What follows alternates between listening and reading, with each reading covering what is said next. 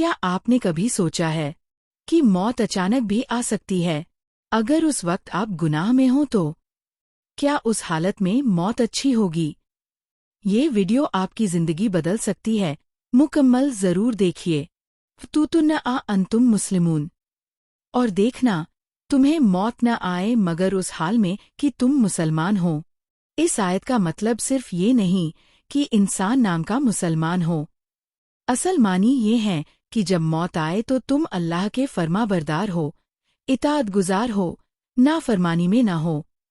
یہ سب سے بڑی حقیقت ہے جسے ہم اکثر نظر انداز کر دیتے ہیں۔ ہم یہ سمجھتے ہیں کہ ہم پیدا ہوئے مسلمان ہیں، اس لیے موت بھی ایمان کے ساتھ ہی آئے گی۔ لیکن کیا کبھی غور کیا کہ اگر موت کسی گناہ کے دوران آ گئی؟ ہم سب روزانہ گناہ کرتے ہیں اور یہ امید رکھتے ہیں کہ توبہ کا موقع ملے گا، لیکن کیا کسی کو گارنٹی ہے کہ گناہ کے بعد زندگی باقی رہے گی؟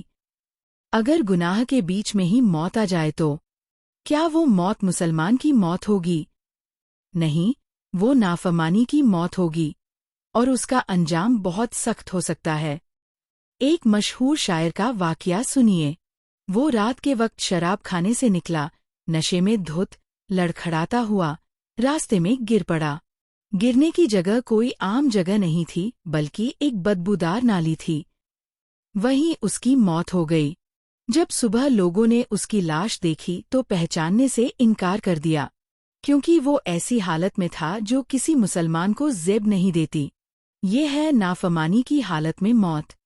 کیا ہم میں سے کوئی چاہے گا کہ ہماری موت ایسی ہو؟ لیکن اگر ہم غفلت میں رہے، گناہوں میں ڈوبے رہے، تو پھر ایسی ہی موت ہمارا مقدر بن سکتی ہے۔ حدیث شریف، نبی اکرم نے فرمایا، کوئی زانی زنا کی حالت میں مومن نہیں رہتا۔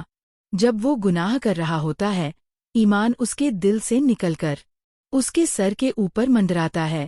جب وہ گناہ سے باز آتا ہے تو ایمان واپس آتا ہے۔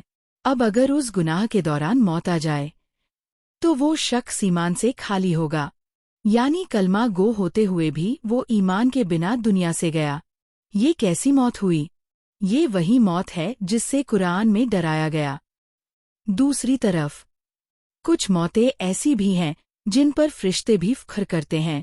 ایک بزرگ شخص جو ہمیشہ تہجد کے لیے جاگتے، نیکیاں کرتے، ایک دن نماز میں سجدے کی حالت میں ان کی روح قبض کر لی گئی۔ لوگوں نے جب سجدے میں دیکھا، وہ سکون سے جا چکے تھے۔ یہ ہے اطاعت کی حالت میں موت، ایمان کے ساتھ موت، اللہ کی رضا والی موت۔ کیا آپ نہیں چاہتے کہ آپ کی موت ایسی ہو؟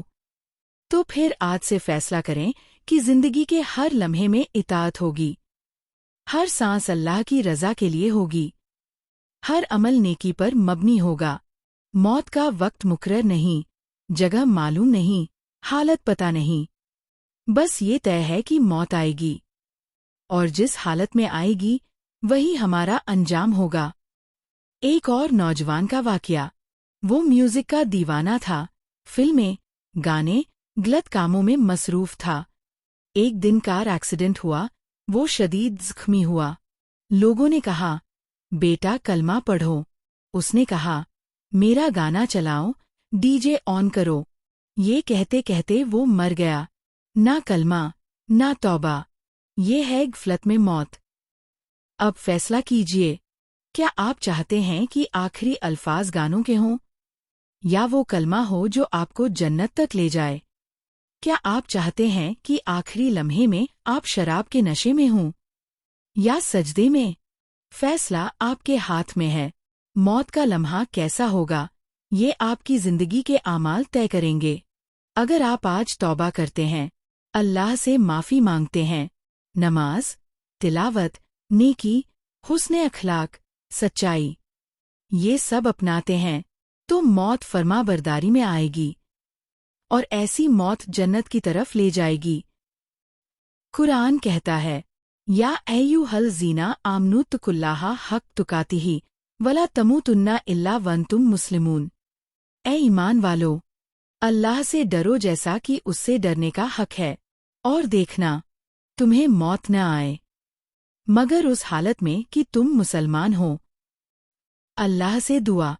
या अल्लाह, हमें हर लम्हा तेरी इताअत में गुजारने की तौफीक दे। हमें फर्माबरदारी की हालत में मौत अता फरमा। हमें नाफरमानी की हालत में मरने से बचा। आमीन। आखिर में पैगाम, अगर आप चाहते हैं कि आपकी मौत ईमान पर हो, तो आज से गुनाहों को छोड़ दें, अल्लाह की इताअत में जुट जाए। हर लम्हे को कीमती समझें। अगर यह वीडियो आपके दिल को लगी हो, तो हमारे चैनल को सब्सक्राइब करें, वीडियो को लाइक करें और शेयर करें ताकि और लोग भी गफलत से बच सकें। जज़ाकुमुल्लाहु खैरन।